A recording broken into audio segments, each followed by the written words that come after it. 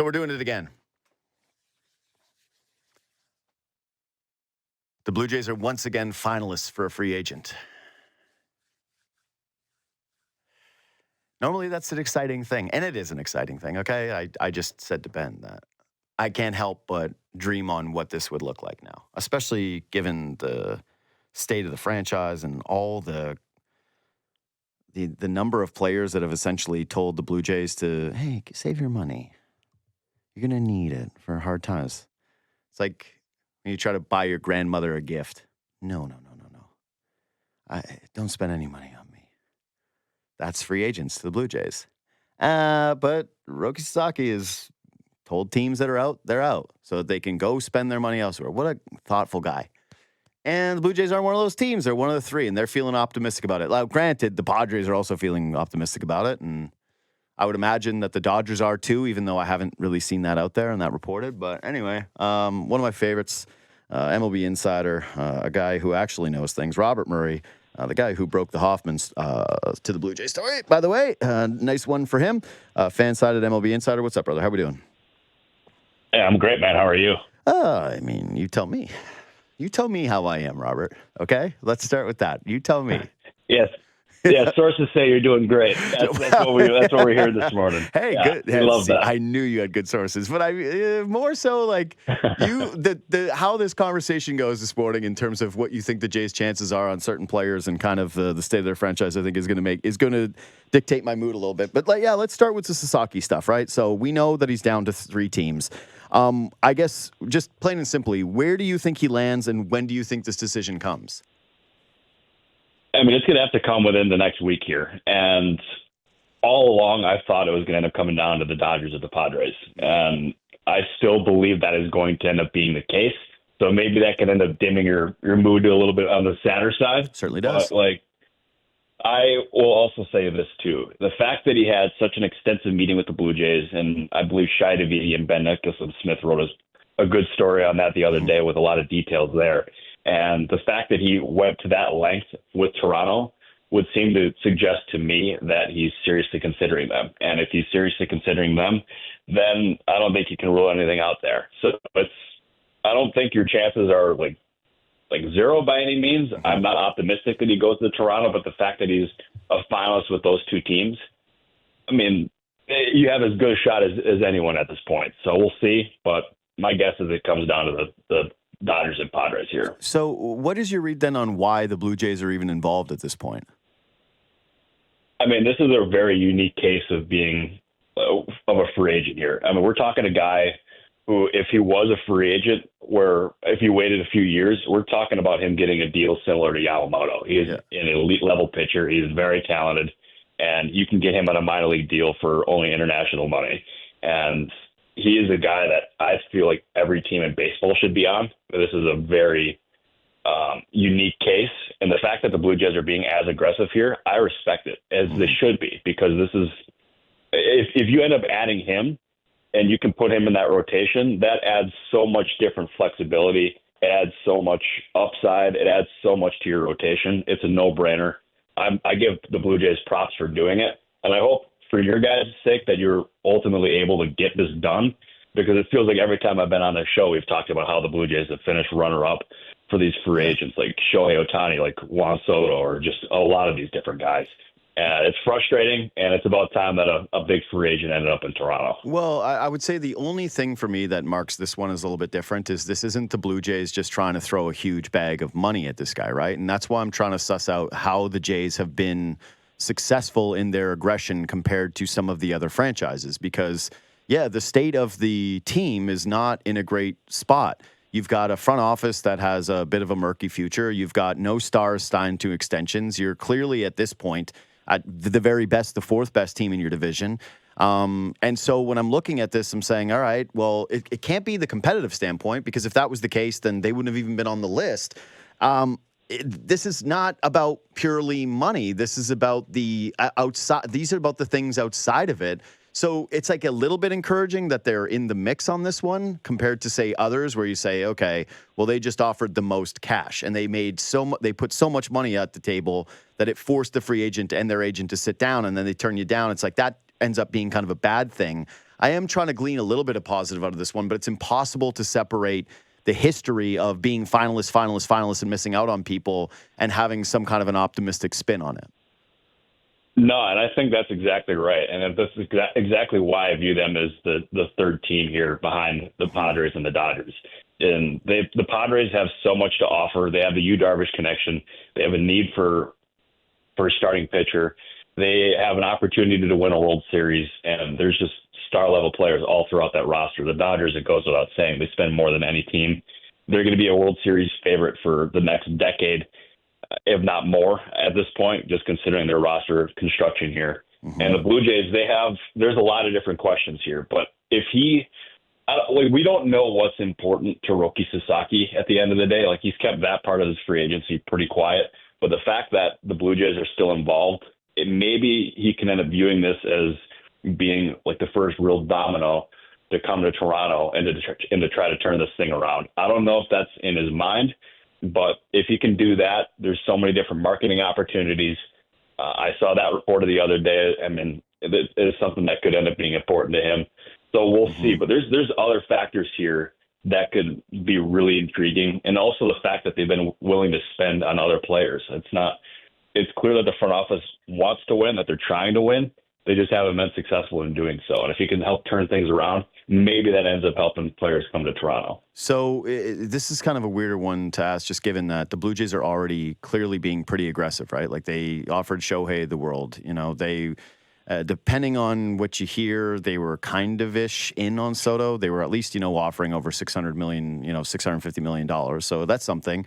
They were the team that offered the most for Burnes. They've offered the most on a couple of different guys. Like, they are being aggressive. But if you do sign this guy, I'm thinking a little bit like, in football, when you get a rookie quarterback and allows you to spend on other areas and get a little bit more aggressive with other free agents, like now you can trade for a wide receiver and spend big money on him because you've got a cheap quarterback and you want to optimize that. Sasaki's going to be so cheap that I do wonder, does that increase the odds to you of the Blue Jays going out and giving Vladimir Guerrero Jr. a bigger ticket free agent contract? Like, knowing that you have somebody that's on the cheap, do you think that would loosen the purse strings for this organization in terms of even adding an extra level to the aggression that they've already shown in terms of money they're willing to spend? It's a fascinating thought. It's not something that necessarily popped into my head. I can definitely see the thought behind it. But if we're looking at Vlad Jr.'s case, the Blue Jays should have been way more aggressive in trying to extend him a while ago. Yeah. And the fact that he's this close to free agency, if I'm his agent and I'm looking at this market, I see Juan Soto get $765 with the upside to get over $800 million. You see all these other free agents who are just cashing in. Why would you end up signing an extension before free agency? If I was Vlad Jr.'s agent, I would not consider an extension before free agency. And then once you do reach free agency, that's when the bidding can get stupid. You're going to have a lot of these big market teams. We've already seen the Red Sox heavily linked to Vlad Jr. There's going to be plenty of other big market teams involved. If you let him get to free agency, which at this point, that seems pretty darn likely, you have a significant risk of losing the player. And that would be a very scary thing, because if you lose Vlad Jr., what exactly are you building around in Toronto? I mean, maybe is it Roki Sasaki if he comes there? I mean, what happens with Bo Bichette? And there's so many different questions that come here. But at the end of the day, the Vlad Jr. conversation, I think the point you made is a good one. But I think the conversation should really be centered around the lack of aggression from the Blue Jays front office and making an offer that Vlad Jr. would accept or is serious to consider. Because that may have ultimately ended up costing them the best players on their team. Yeah, I think that's, at this point, there's a pretty strong understanding amongst people that they blew it in terms of the timeline. But then we do know that they offered him $350 million this offseason, which, again, is horrible timing, because I think that the offer was after the Soto attempt. So it's like, yeah, clearly he wasn't going to sign a deal like that. It almost actually feels like a bad faith negotiation, which is something that I don't think enough people have touched on. Like, there's just no way he was going to take that. So what's the point of kind of putting it out there as a starting point when you're so far apart? But there's been some rumblings that they are trying to make a second attempt. And I'm curious if you have heard anything about that and what that number might look like. I had heard earlier at one point this offseason that they were having negotiations, but I haven't heard anything recently. So I'll be straight up there. But if it was indeed a $350 million bid, I agree with you. That sounds like a bad faith negotiation, because especially if that came after Soto's deal.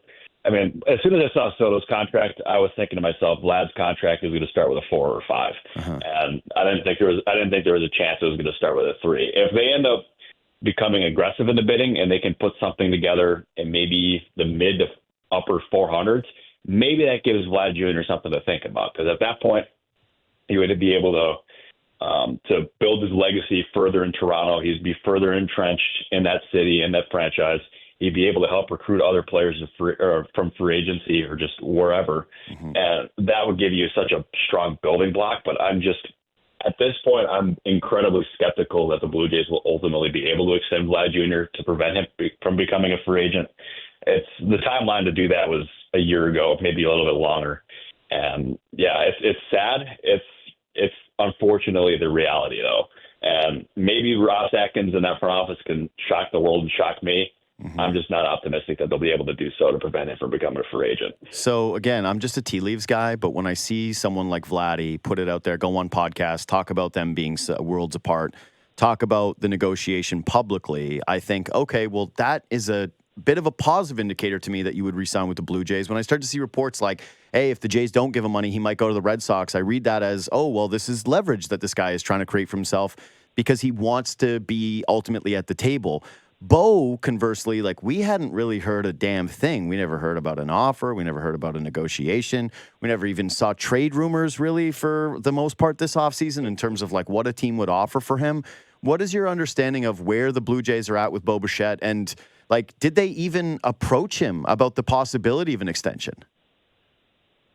I mean, they've had discussions in the past. I don't think they've gotten very far by any means. But when it comes to Bo Bichette, he's coming off a really down year. And I think him and his representation will look at this as an opportunity where let's play out the final year of my contract. Let's see if we can end up like having a big bounce back year before becoming a free agent and then trying to cash in, whether that's in Toronto or elsewhere. I would be really surprised if he was ultimately re-signed before free agency. I think I'd be very surprised there. But as far as like the trade rumors go, like last year, I thought was an opportunity to trade at least maybe one of Vlad Jr. or Bo Bichette. Obviously, trading either one of those guys would have sent a very strong message to the locker room that they were punting on 2024 and also 2025. But they held on. They wanted to compete in 2025. I firmly expect both Vlad Jr. and Bo Bichette to be on the opening day roster in the starting roles.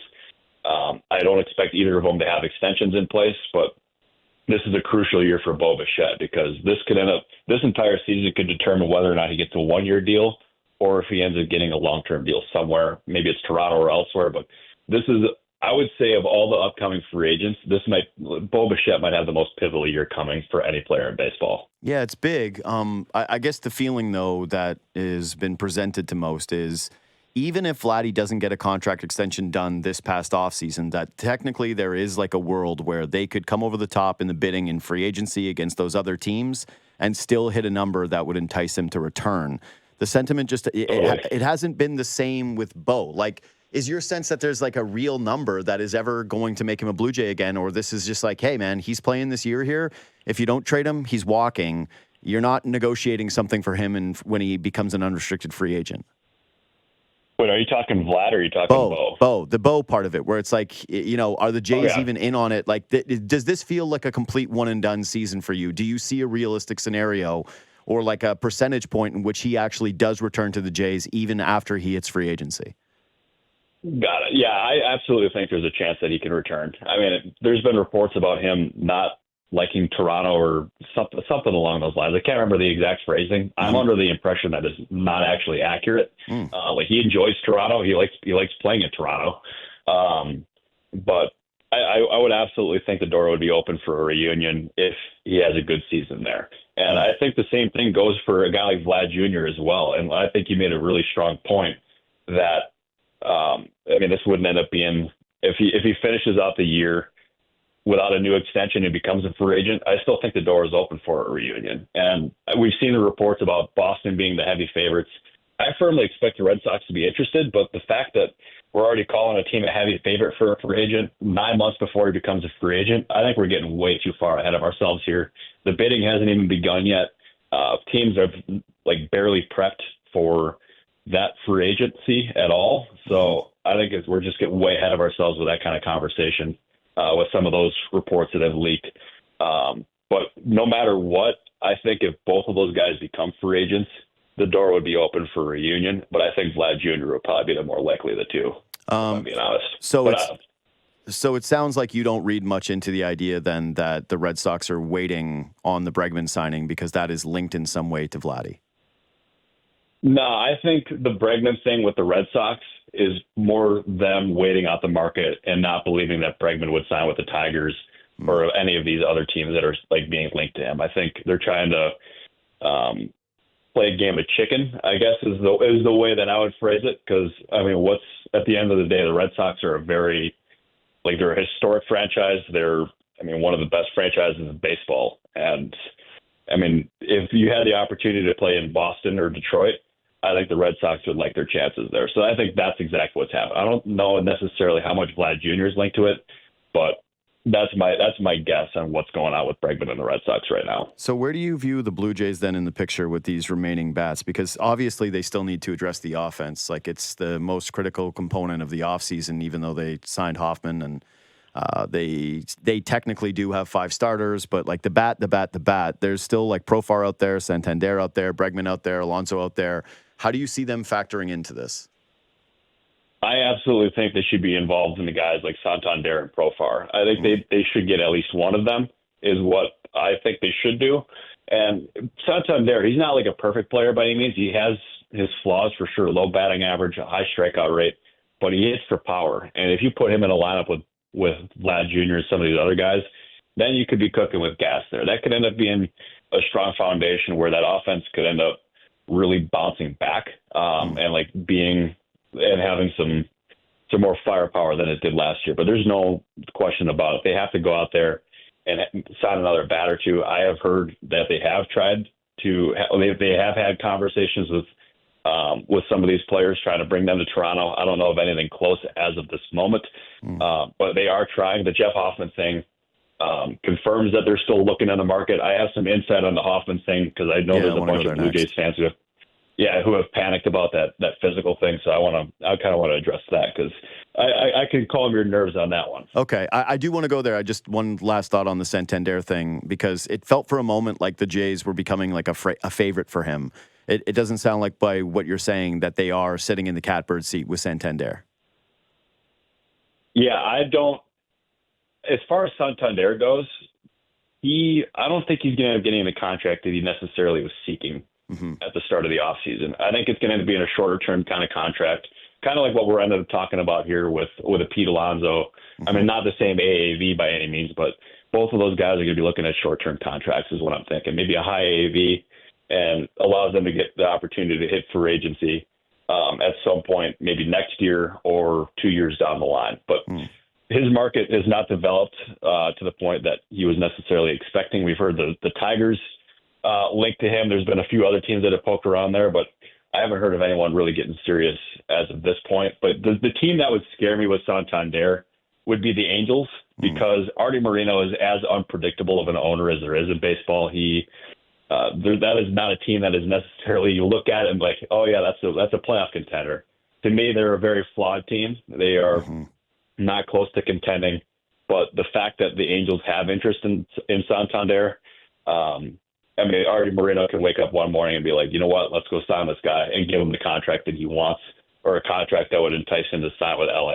So we'll see, but their presence in the market would have me a little worried just because of Moreno's unpredictability. You know why it makes me worried is that when I hear the Angels like a free agent and it's not Shohei Ohtani, I'm like, oh boy, that guy probably stinks. That guy's probably a bad investment. If the Angels are doing it, walk away from the table. You don't need. No, I don't blame you. Yeah, like they've already got their Anthony and his Rendon, and he's bad. That was like the worst free agent signing in the history of baseball. So yeah, that is what gives me pause about it. Not the fear that they could end up landing him over the Blue Jays. Okay, so the Hoffman stuff. Yeah, it's been you broke the news again. So I'm guessing like you're pretty intimate in terms of what these failed physicals mean, right? It's the Braves and the Orioles reportedly. They said no. The Jays still hand him 3 years, $33 million. So what is it that you want to disclose or that makes you feel more optimistic about those failed physicals and his future with the Blue Jays? Yeah, so I'll lay out his entire free agency here. Mm-hmm. So Hoffman, he originally had a deal in place with the Atlanta Braves. It was 5 years for about $48 million, and the Braves ended up flagging his physical. And I would not call it a failed physical, but they had concerns over the shoulder. And they attempted to renegotiate his contract. They wanted to bring him still to Atlanta, and they wanted him as a starting pitcher, but they flagged him at the level of money that they originally had signed him for, but were willing to sign him for a lesser deal. So Hoffman ended up going back on that deal, and his agents renegotiated, and they tried to renegotiate with the Braves, and there was other teams that were involved. He ended up going over to the Orioles, agreed to that contract for 3 years, and they ended up flagging his shoulder there. And they attempted still to renegotiate that contract at a lower dollar money, but they were not able to agree to terms. But they were, after the Orioles deal, the Hoffman and his camp were talking to the Braves, they were talking to the Orioles, and they were talking to other teams.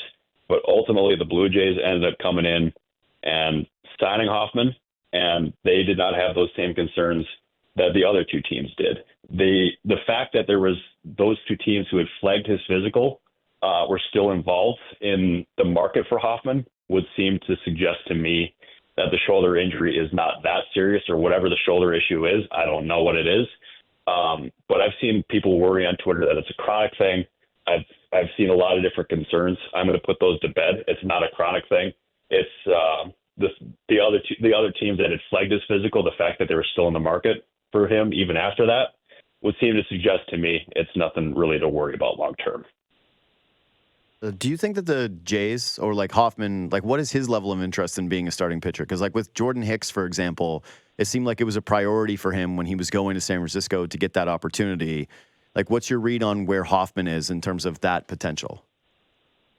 Yeah, he was very open to the idea, and he had previously been a starter when he first came up in the majors.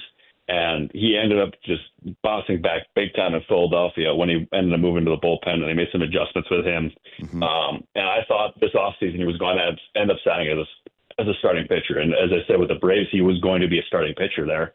But ultimately it did not end up working out there. But he is, to my knowledge, very happy to be in Toronto. He's very happy to be in the bullpen. He's very happy to have a chance to close games. Mm-hmm. I wouldn't worry about him having any issues with not being a starting pitcher. I think he's really thrilled with the result that ended up happening here. I think it was a really good move for Toronto. And I saw all those concerns on Twitter about this being a chronic thing or just being a lot more serious because of these teams flagging his physical. Mm-hmm. But I wanted to put those to bed because I don't think that's entirely accurate. Yeah, and I do think that probably alleviates some people's stresses about it because, one, they did have the Kirby Yates signing, which some people forget about. I certainly don't, but it was like, hey, here's a guy who's going to close for you. Some other teams are looking at him and they don't know about the health. And the Blue Jays were like, no, we'll give him money. And then he never pitched for the team. So you have that in your back pocket. And then the second part of it is just like, man, they had struck out so many times and teams or players didn't want to take their money. And then all of a sudden one guy does, and he happens to be the guy that gets flagged for those injuries. And you start to get a little suspicious and go, well, how much of that is because of desperation? But that leads me to the last thing, and you've been really generous with the time. I'll let you go after this, is like, you know, we're seeing more now about how the Burnes deal fell apart, that the Blue Jays really felt as though they were right there with him. And then, you know, he has the last minute family consideration or whatever that is. Shai recently had a piece where talking to executives, somebody called them the Michael Phelps of silver medals, and just how many of these free agents and agents in general, like they're just not taking the Blue Jays money up until this point. And yes, eventually somebody will, you would think, and Hoffman did just take some money. But what is what are you seeing or what are you hearing as the main reasons as to why these free agents have been so reluctant to sign in Toronto?